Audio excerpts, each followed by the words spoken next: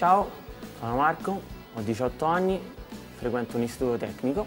Mi piace molto divertirmi con gli amici e mi piace molto sentire la musica. Magari quando vai in giro per strada noti delle cose che prima non notavi, magari certi palazzi che sono fatti in un certo modo, vedi che dici questa cosa qua l'ho studiata, l'ho vista, adesso vedi in pratica com'è fatta, cosa serve. Questa scuola mi dà la possibilità di, finita la scuola, di andare subito al lavoro e penso sia una cosa importante perché in questi tempi non è nemmeno facile trovare lavoro. Il mio sogno sarebbe aprire una mia impresa edile e non essere dipendente da nessuno, ma io essere il capo e decidere tutto. I miei sogni futuri magari sono avere una vita tranquilla, avere abbastanza soldi, una buona posizione, magari comprare anche una Porsche.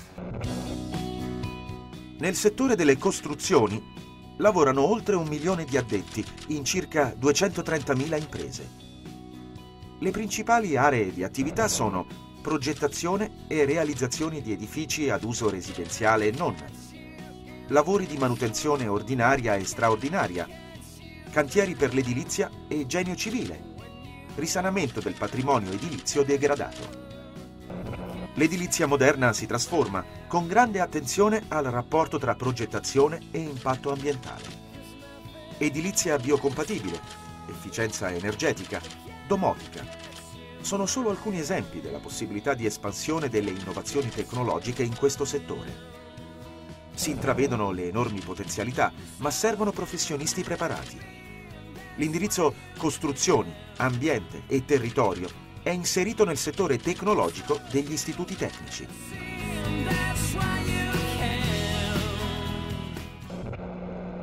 Il mio sogno sarebbe costruire un grattacielo a Dubai. È un sogno nel cassetto questo.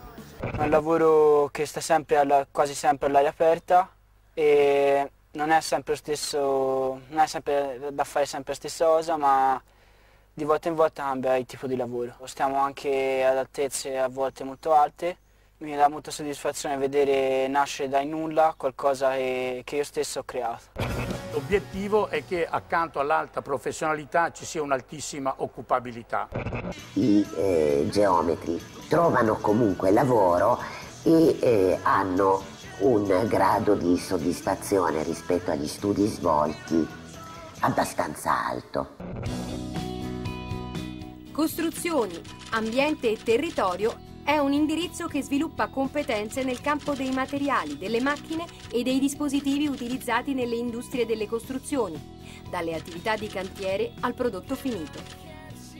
È la versione rinnovata della figura tradizionale del geometra e del perito edile.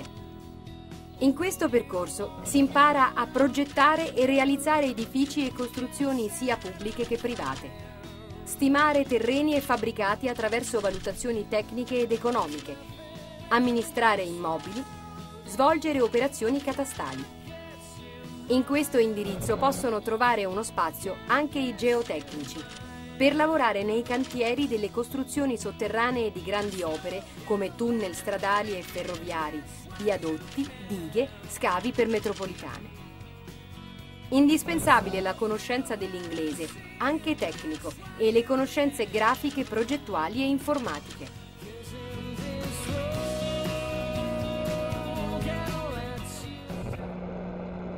Questa scuola mi ha aiutato a sviluppare delle capacità, ad esempio ho notato di cavarmela bene a disegnare con la mano, poi in estimo magari mi viene abbastanza semplice.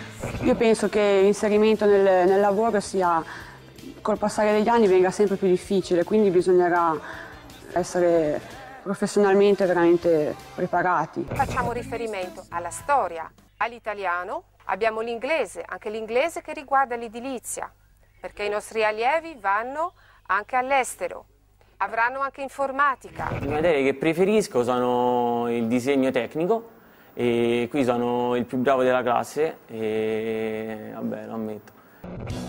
Cambia il mondo del lavoro, cambia la società, cambiano i ragazzi, cambia anche la scuola, che si riorganizza con il riordino degli istituti tecnici. A partire dal settembre del 2010 ci saranno 2 soli settori, quello economico e quello tecnologico, per un totale di 11 indirizzi. Costruzioni, ambiente e territorio è un indirizzo del settore tecnologico. Un ruolo cruciale hanno i laboratori, ma anche gli ambienti di lavoro dove ogni alunno frequenta stage, tirocini e alternanza scuola-lavoro. Le ore settimanali saranno meno che nel passato, 32 a settimana, ma saranno ore effettive di 60 minuti. In totale, 1056 ore di scuola all'anno. Al diploma si arriva in 5 anni, i primi 4 suddivisi in 2 bienni e un quinto anno finale. Gli apprendimenti sono articolati in un'area di insegnamento generale, con discipline comuni agli indirizzi del settore, aree di indirizzo specifiche per formare le competenze tecniche e operative collegate agli ambiti produttivi. Nel primo biennio sono assunti come riferimento per le discipline i 4 assi culturali dell'obbligo di istruzione.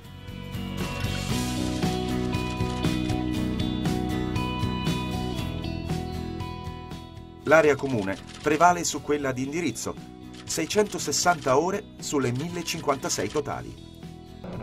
Nei primi 2 anni, in tutti gli indirizzi, si studiano italiano, inglese, storia, matematica, diritto ed economia, scienze della terra, biologia, scienze motorie e sportive, religione cattolica o attività alternative.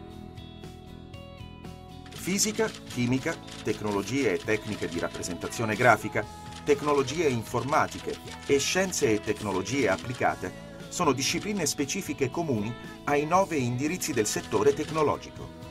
Dal terzo anno aumentano le ore dedicate all'acquisizione delle capacità operative del settore costruzioni, ambiente e territorio, progettazione, costruzioni e impianti, geopedologia, economia ed estimo, topografia, gestione del cantiere e sicurezza dell'ambiente di lavoro. Aumentano le ore dell'area di indirizzo, 561 su 1056.